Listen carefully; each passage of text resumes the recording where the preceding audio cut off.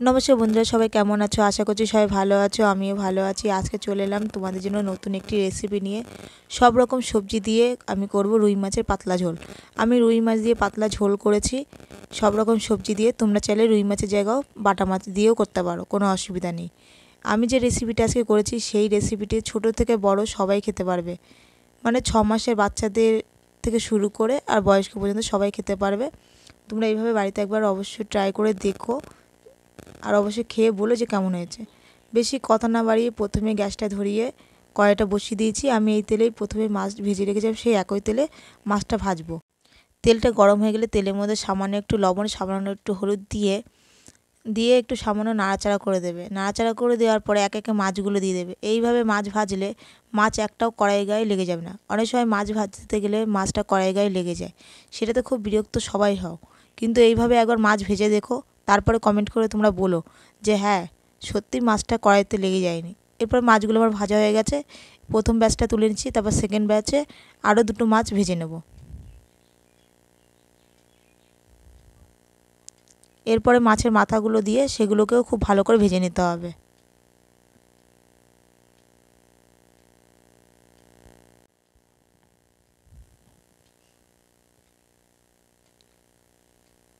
বাকি মাছগুলো ভাজা হয়ে গেছে, এরপরে তুলে নেব একই পাত্রের মধ্যে। এরপরে ওই তেলের মধ্যেই আমি দিয়ে দেবো কালো জিরে। আমি এখানে কালো জিরে ফোড়ন দিচ্ছি। এরপরে দিয়ে দেবো পেঁয়াজ কুচি, দিয়ে খুব ভালো করে ভেজে নিতে হবে লালচে করে।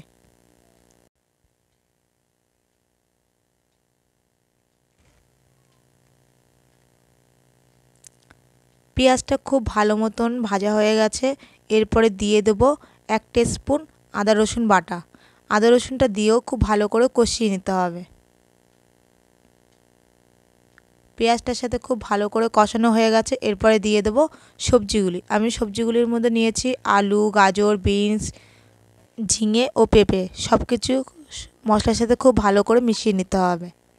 এরপরে আমি দিয়ে দিচ্ছি টমেটো ও গোটা কাঁচা লঙ্কা। সব কিছু দিয়ে আবারও খুব ভালো করে মিশিয়ে নিতে হবে বা ভেজে নিতে হবে কিছুক্ষণ। এরপরে দিয়ে দিতে হবে স্বাদ মতন লবণ ও 1/2 টেস্পুন হলুদ গুঁড়ো। সব কিছু দিয়ে আবারও খুব ভালো করে মিশিয়ে নিচ্ছি 1 থেকে 2 মিনিট।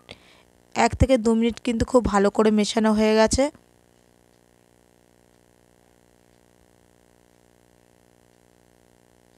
সব কিছুর সাথে খুব ভালো করে মেশানো হয়ে গেছে। এরপরে দিয়ে দেবো 1 টেস্পুন জিরে গুঁড়ো।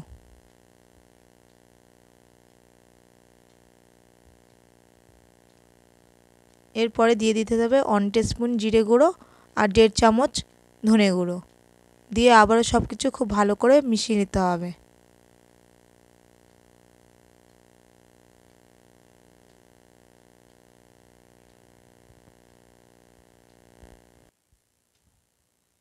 এরপরে সামান্য একটু জল দিয়ে মশলাটার সাথে সবজিটা খুব ভালো করে মিশিয়ে দিতে হবে।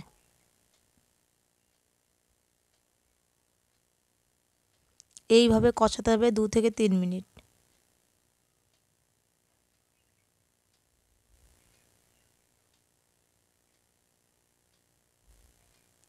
2 থেকে 3 মিনিট কষানো হয়ে গেছে। তরকারি থেকে দেখবে যখন তেল ছেড়ে দিয়েছে তখন ভাববে যে তরকারিটা খুব ভালো মতন কষানো হয়ে গেছে।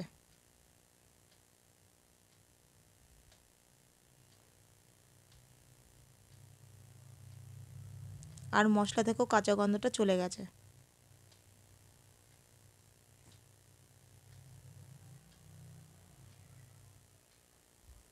এরপরে দিয়ে দেবো পরিমাণ মতন জল। যে যেমন ঝোল রাখতে চাইছো সেই বুঝেই জলটা অ্যাড করবে। সব কিছুর সাথে খুব ভালো করে আবারও একবার মিশিয়ে দিচ্ছি।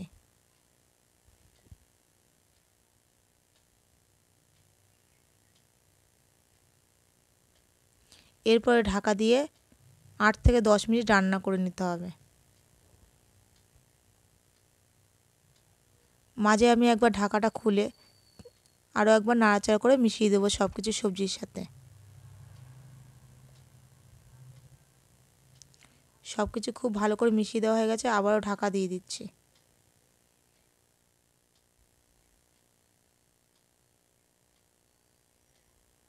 আরও বেশ কিছুক্ষণ পর আবারও ফিরে এলাম। এরপর সব কিছু আরও একবার ভালো করে মিশিয়ে দেবো।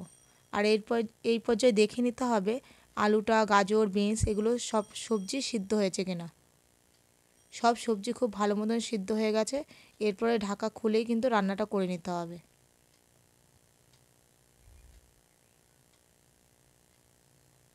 এরপরে দিয়ে দেবো ভেজে রাখা মাছগুলো। আমি আজকে 3 পিস মাছ দিয়েই আপাতত সবজির পাতলা ঝোল করছি। এই রেসিপিটি খেতে এতটাই সুন্দর হয়, তোমরা অবশ্যই কিন্তু বাড়িতে বানিয়ে খেয়ে দেখো।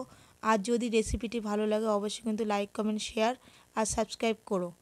এই পর্যায়ে দিয়ে দিচ্ছি সামান্য একটু চিনি। সামান্য একটু চিনি দিয়ে সব কিছু খুব ভালো করে মিশিয়ে দিয়েছি। আর এই পর্যায়ে তোমরা একবার দেখে নেবে, চেক করে নেবে যে সবজিতে আর লবণ, মিষ্টি, ঝাল যদি লাগে তোমরা কিন্তু এই পর্যায়ে অ্যাড করতে পারো। আজকে আমার রান্নাটা অলমোস্ট ডান। তোমাদেরকে ফাইনাল লুকটা দেখাচ্ছি। দেখো কতটা লোভনীয় হয়েছে। তোমরা অবশ্যই কিন্তু বাড়িতে রেসিপিটি বানিয়ে দেখো আর খেয়েও দেখো যে কেমন হয়েছে। অবশ্যই কিন্তু তোমরা কমেন্টে জানাতে কিন্তু ভুলো না। আজকে এই পর্যন্ত এখানেই শেষ করলাম। আরও নতুন ভিডিও নিয়ে খুব তাড়াতাড়ি চলে আসবো। আজকের মতন তোমাদেরকে সবাইকে জানাই বাই বাই।